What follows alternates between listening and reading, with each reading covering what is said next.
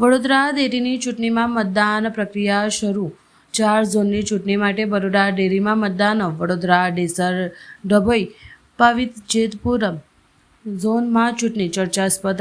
ડેસર ઝોનની ચૂંટણીમાં પ્રતિષ્ઠાનો જંગ।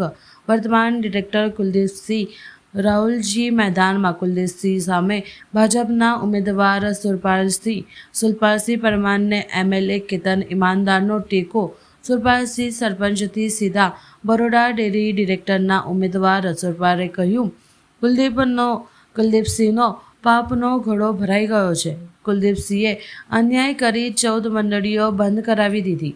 હું પણ કેતન ઇનામદારની જેમ ડેરીમાં પાટલી પછાડીશ। સારામાં સારા મતથી વિજય થશે એવી આશા છે।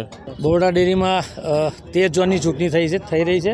એમાં 9 ડિરેક્ટરો બિનહરીફ છે। 4 ઝોનમાં ચૂંટણી હાલ પ્રક્રિયા ચાલુ છે। મને પૂરેપૂરો ભરોસો છે મારા મતદારો ઉપર। 2009થી સતત 2026 સુધી સતત બરોડા ડેરીની મારા દૂધ ઉત્પાદકોની સેવા કરતો આવ્યો છું। દૂધ ઉત્પાદકોને પડતી મુશ્કેલીઓમાં એમની પડખે ઊભો રહ્યો છું। મને પૂરેપૂરો ભરોસો છે કે 5મી વખત બરોડા ડેરીના ડિરેક્ટર તરીકે ચૂંટાઈ અને ફરીથી મારા દૂધ ઉત્પાદકોની સેવા કરવાનો મને મોકો મળવાનો છે। પાર્ટીએ મેન્ડેટ ના આપ્યું તમને?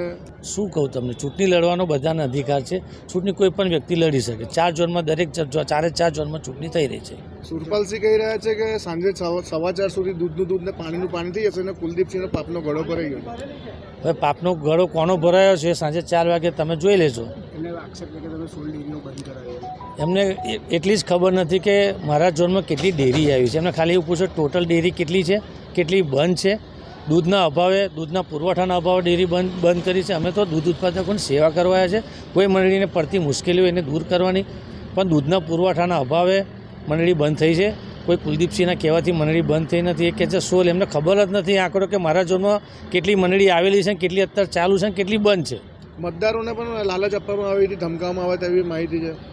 મતદારો નીડર તરીકે મતદાન કરી રહ્યા છે। મને પૂરેપૂરો ભરોસો છે સાંજે 4 વાગે મારા તરફે પરિણામ આવવાનું છે।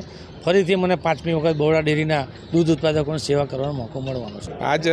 આજ રોજ બરોડા ડેરીની જે 12 નંબરનો ઝોન છે એનું ઇલેક્શન છે।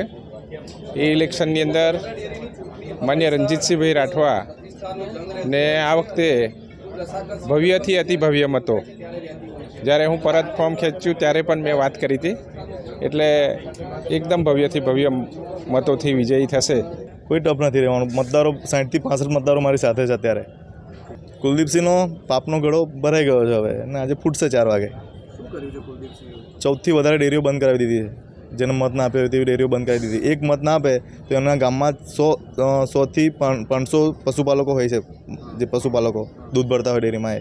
એક જણના પાપે આખું ગામ આજે ભોગવી રહ્યું છે। બીજે ગામ દૂધ ભરવા જઈ રહ્યા છે બાઇકો લઈને। એનું દૂધ ભરતા હોય 400 ગ્રામ 500 ગ્રામ ઘરે દૂધ પીવા માટે ના રાખે, ડેરીમાં ભરી દે, કારણ કે એનાથી એમનું ગુજરાન ચાલતું હોય। એ પાપ એમને કર્યું છે, પાપ કર્યું છે, પાપ। એટલે તમને લાગે છે કે પાપનો ગળો આજે 4 વાગે ફૂટી જશે। તમને કેતન ઇનામદારનો પણ સપોર્ટ? હા, કેતન ઇનામદાર અમારા પાર્ટીના ધારાસભ્ય છે અને એમનો મને સપોર્ટ છે। એમનો શું રોલ રહેશે જો તમારી જીત થાય? કેતનભાઈ તો અમારા ડેરી માટે 4-5 વર્ષથી અવાજ ઉઠાવતા આવ્યા જ છે। આજે એમના અવાજની અંદર એક બીજો અવાજ ઉમેરાશે। પછી કેવો વહીવટ જુઓ છો તમે ડેરીમાં તો તમે ચૂંટાવશો? અમારા ધારાસભ્યનું જે સપનું છે કે પશુપાલકો માટે ટેબલ પછાડવાનું થાય તો ટેબલ પછાડવાનું, તો એ થશે। હા, બરોડા ડેરીની આજે ચૂંટણી યોજાઈ રહી છે। એમાં ઝોન નંબર 12માંથી હું ઉમેદવાર છું અને મારો વિજય નિશ્ચિત છે। ના, ચૂંટણી તો લોકશાહી ઢબે જ ચાલી રહી છે, પરંતુ ચડાવ ઉતાર ચાલ્યા કરે। દૂધ ઉત્પાદકો અને પશુપાલકો સાથે હર હંમેશ મારો નાતો રહ્યો છે। એટલા માટે જ હું સતત 1992થી બરોડા ડેરીના નિયામક મંડળમાં ચૂંટાતો આવ્યો છું, અને આ વખતે પણ મતદારોનો અને દૂધ ઉત્પાદકોનો સહકાર મારા તરફી રહેશે અને મને વિજેતા બનાવશે। ગયા વખતે બિનહરીફ હતા। આ લોકશાહીમાં દરેકને ચૂંટણી લડવાનો અધિકાર છે, એટલે આ વખતે ચૂંટણી થઈ રહી છે।